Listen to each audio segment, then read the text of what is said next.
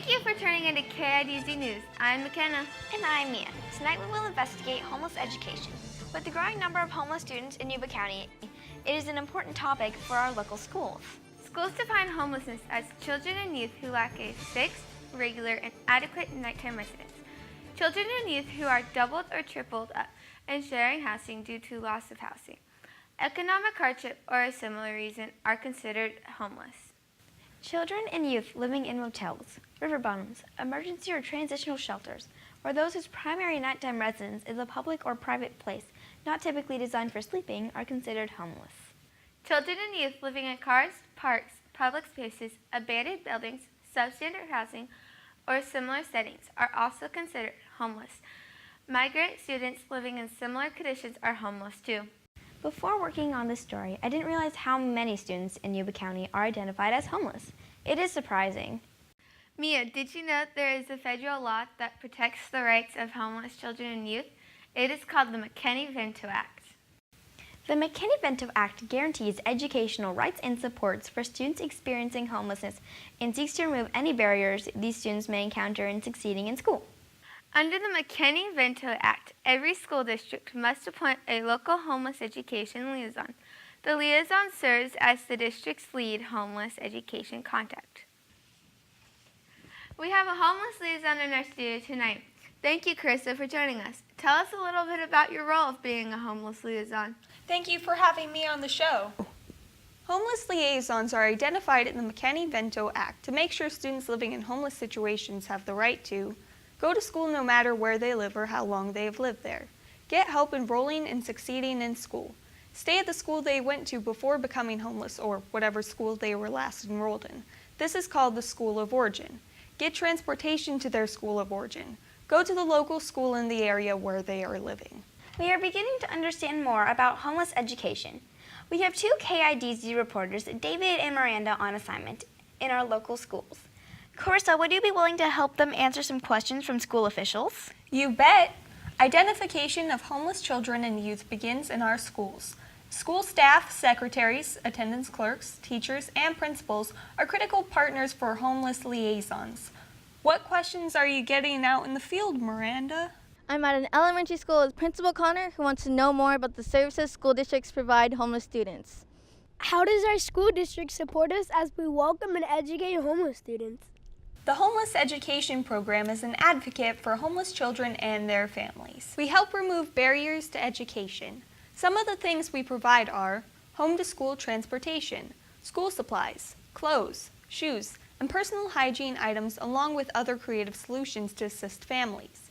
We can help with PE uniforms, field trips, graduation requirements, and other things that prevent homeless students from enrolling, attending, and succeeding in school.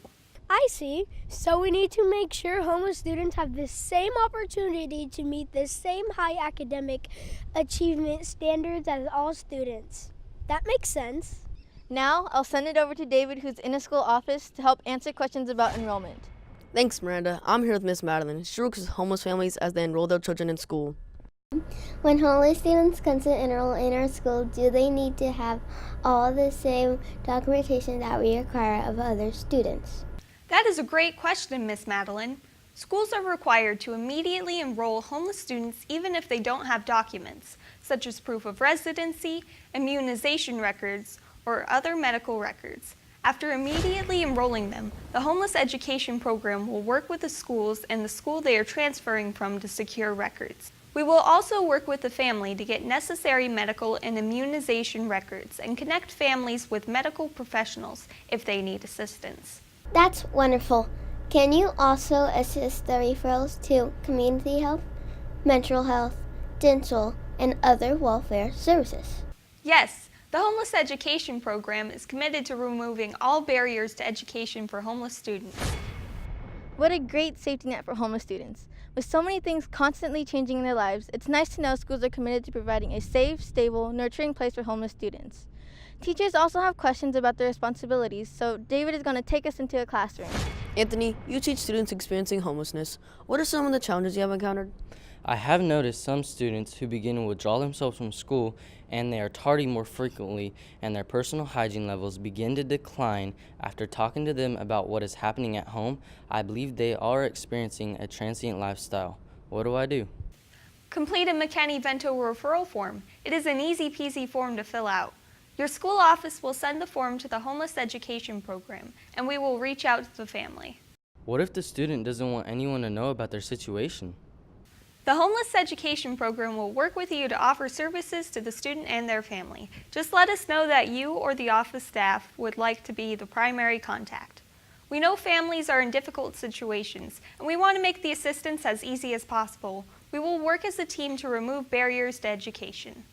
And I have one more question. Is there a time limit on how long a student can be considered homeless? No, there is not a specific time limit on homelessness. Whether a child or youth meets the definition of homelessness depends upon the living situation and individual circumstance. It sounds like each Mckinney-Vento case requires a case-specific inquiry. The school district's homeless liaison determines if students meet eligibility, correct?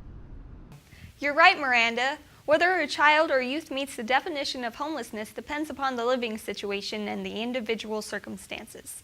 Teachers and school-based teams are critical to helping us meet the mission and connect homeless students and families with resources. Since it takes a team to deliver services to homeless students, we'll also touch base with an attendance clerk who is another important part of the equation. Thank you. My questions also center around eligibility. Are children and youth considered homeless if they move in with relatives, friends, or other people? Children or youth sharing the housing of others due to the loss of housing, economic hardship, or similar reasons are covered by the Mckinney-Vento Act. However, students who lack a fixed, regular, and adequate nighttime residence due to a disaster like a fire or flood are considered homeless. I would imagine as students get older, they work harder to hide the effects of homelessness. Next, we're going to check in with a high school counselor to see what can be done in the older grades. The Homeless Education Program assists us with bus passes for students so they can get to school and have the flexibility to participate in sports and other after-school activities.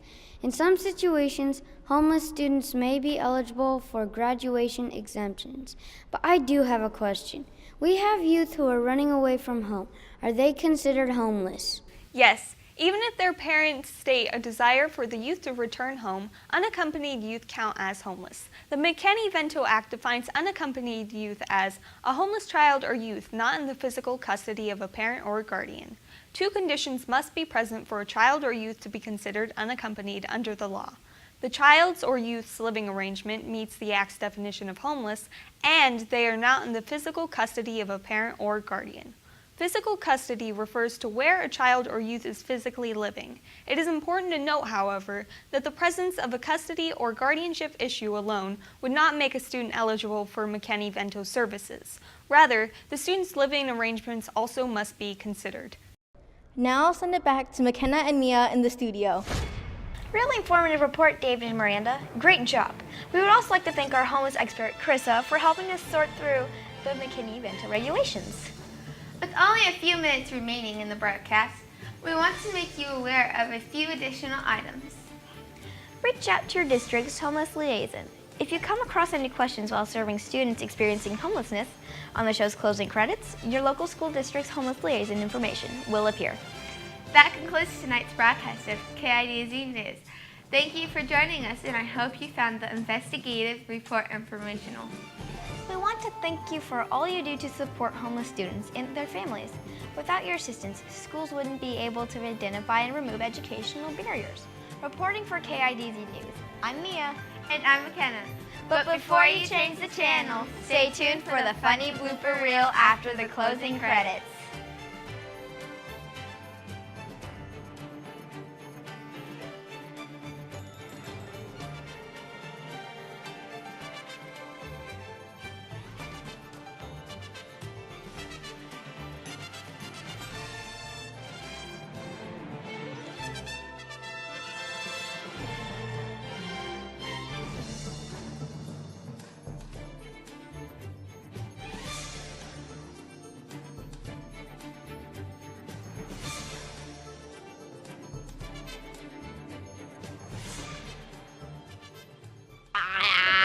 It's called the Mckinney-Vento.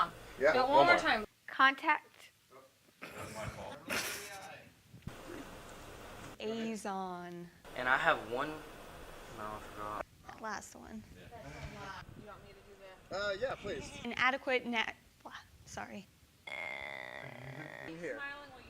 Slow it way down. You did really good. As we That's it. oh wait, I got that. Thanks a lot. Levels begin to. What are Mental health. Mental health. Part two. Yep. All right, so. To see what can be done in the older grades. Yay! Nice.